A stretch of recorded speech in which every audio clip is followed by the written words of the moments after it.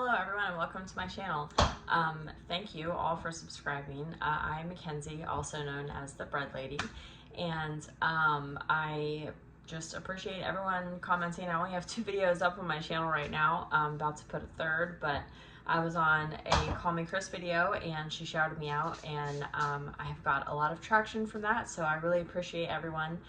This is the beginning of my YouTube journey, not the beginning of my bread journey, but I just want to create this channel to help share knowledge and also do really fun things with sourdough and baking in general, like baking with a starter. So thank you guys again, and I appreciate the subscribe. If you're just now coming to my channel, thank you for watching. And in today's video, I'm going to show you guys how to make a sourdough starter from scratch. So a couple things when you're making a sourdough starter from scratch. The starter and making bread are 2 completely different things. If you have an established starter, I'm holding an empty jar. If you have an established starter, you can use it to bake anything. Like I use my starter to make scones, brownies, cookies, English muffins, tortillas, whatever you can think of to make from scratch, you can use your starter for. And it doesn't have the sour flavor or whatever. I make brownies all the time and people love them. You'd never know that they have sourdough discard in them.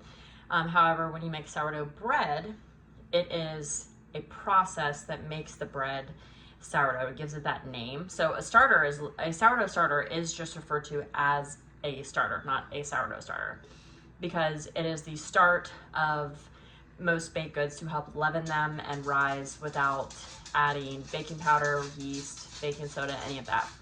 Now, if you use a discard recipe, a lot of times they have you add yeast to it. That is because you're using unfed, weak starter. So that's the difference. So however, your starter and your sourdough bread are 2 completely different things. And in today's video, I'm going to show you how to make a sourdough starter from scratch. So if you hear any random noise in the background, it's because I got a puppy and she's playing with my other dog, and my other dog doesn't really just love her, but she's a good little girl. Her name's Murphy. She's a wiener dog. I love wiener dogs. Anyways, back to the video. Okay, so you're gonna need 2 ingredients to make a starter from scratch, and then you're going to need a couple utensils. So the ingredients are unbleached all-purpose flour. This is the brand I use. I'm in Central Texas, and our grocery store is called H-E-B here.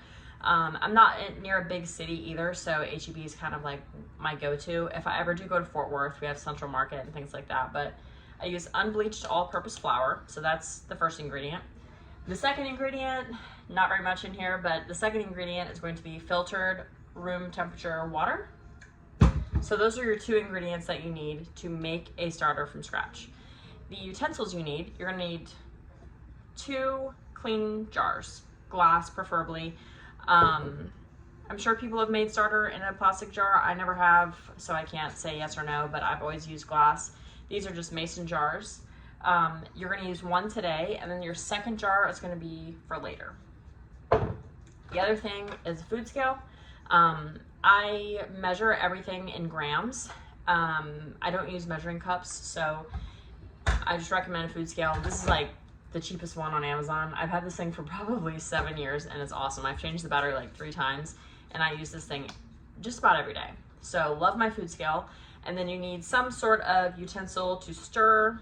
Not really sure what these are called, but they're silicone spatulas. And the reason that I like these is because when you're mixing it up, you can scrape the sides of the jar down, and they're pretty long, versus if you were using a spatula, it's a little bit harder to stir and scrape. It's just a different angle. So I prefer these. I bought it at a local store. Our Ace Hardware has a place called the Home Place at Ace, and that's where I got it. They also sell these on Amazon too. They work really good. They're a little bit smaller, so make sure you read the measurements to get the bigger one in comparison to a 32-ounce mason jar. All right, let's get started. So I put the jar on the food scale, and then I turn the food scale on, and that's just gonna bring it to 0. So it's already zeroed out the weight of the jar. Another way that you can do this is you can just tare it So now it's weighing the jar, and then I'm gonna press this tare button, and then it's gonna 0 it back. So, little food scale trick if you're unfamiliar with them.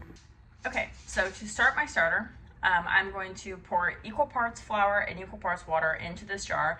I'm gonna mix it together. That's all that we're gonna do today. And I like to start with 100 grams. I feel like that's a really healthy ratio to get things kind of rocking and rolling. So I'm gonna do 100 grams of unbleached all-purpose flour into the jar. Then I'm gonna take 100 grams of filtered room temperature water and pour it into the jar. I'm gonna mix it together. I'm gonna put the lid on my jar, and I'm just gonna leave it on my counter for 24 hours. So what we're doing is we're gonna do this for like the next 3 weeks, but for the video's sake, I'm just going to kind of talk about it and then essentially show you guys what to do for the next 2 to 3 weeks. It all depends on where you live. So I'm in Central Texas, so it's very, very, very hot here. It's very humid. So if I were to start this starter now, mine's gonna do show way more activity sooner than someone who maybe lives in like Montana or one of the Dakotas, somewhere where it's a little bit cooler, maybe not as humid. Theirs isn't going to progress as quickly as mine because the yeast that we're bringing alive in the flour thrives in temperatures like 75 to 80, 85 degrees. Those might not be exact numbers. I did not check before I said that, but that's just a rough idea of why the warmer temperatures have better thriving sourdough starters. Another thing is a lot of people buy dehydrated starters on the internet. That's wonderful. I love that people do that. The little caveat to that, if it's really hard to get your dehydrated starter going, it could be because it was raised in a different climate than what you're bringing it in. So if you do not want to start your starter from scratch, which is totally fine, like I would recommend not doing it because it's a little bit difficult. Finding a local baker in your area that is willing to give or sell their starter to you. That way you're having an established starter that is familiar with the climate that it's been raised in. So just a little tip. So back to getting our starter started. So I'm gonna scoop out some flour, and I'm just gonna watch my scale, the number on my scale. So we're at 30 grams of flour. 75. And it's okay if you're a couple grams off. Get as close to 100 as you can. So I'm at 96. I'm gonna stop there because usually I go way over. No, of course I'm not. All right, so our flour is in our jar. That's 96 grams of flour. I'm going to put our jar back to 0, so I'm pressing the tare button, and I'm gonna get the water. And then, sorry, I'm not sure what my puppy's doing, probably bad things. Then I'm gonna pour 100 grams of water into this jar as well.